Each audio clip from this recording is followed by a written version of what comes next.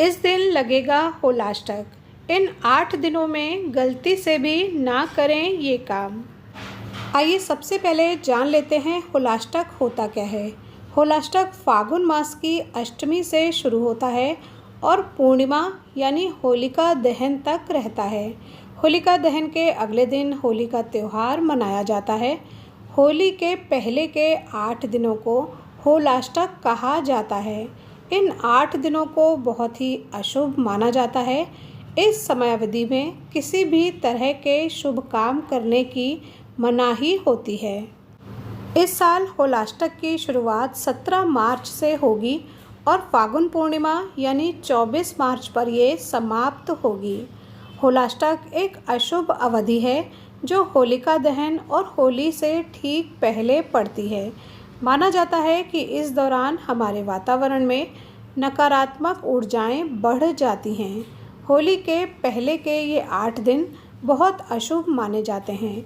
ज्योतिष के अनुसार होलाष्टक फागुन की अष्टमी तिथि से पूर्णिमा तिथि की अवधि तक रहती है। इस दौरान 8 ग्रह अपने उग्र भाव में रहते हैं, इसलिए इस दौरान कोई भी शुभ काम नहीं किया जाता है क्योंकि इन कार्यों पर उग्र ग्रहों का नकारात्मक प्रभाव पड़ता है। आइए अब जान लेते हैं वो काम जिन्हें होलाष्टक में करने की मनाही है।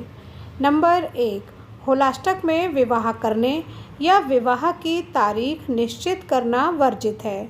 माना जाता है कि इससे जोड़े के जीवन में अशुभ प्रभाव पड़ता है। इसके अलावा होलाष्टक में नामकरण और मुंडन संस्कार करना भी अशुभ माना जाता है।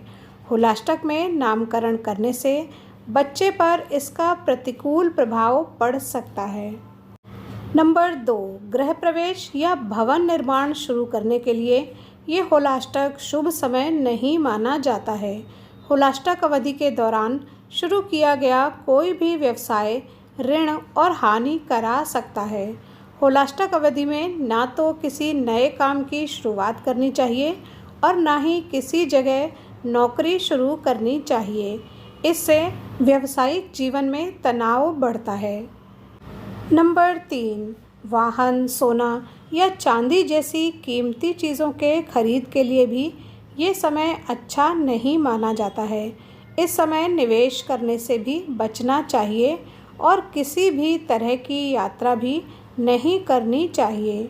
विवाहितों को भी इस अवधि में मायके रहने की सलाह दी जाती है। नंबर 4, होलाष्टक में शुभ और मांगलिक कार्य नहीं करने चाहिए। इस समय भूमि पूजन, सगाई, गोद भराई, शादी, गृह प्रवेश, 16 संस्कार, यज्ञ, हवन आदि जैसे कार्य करने की मनाही है।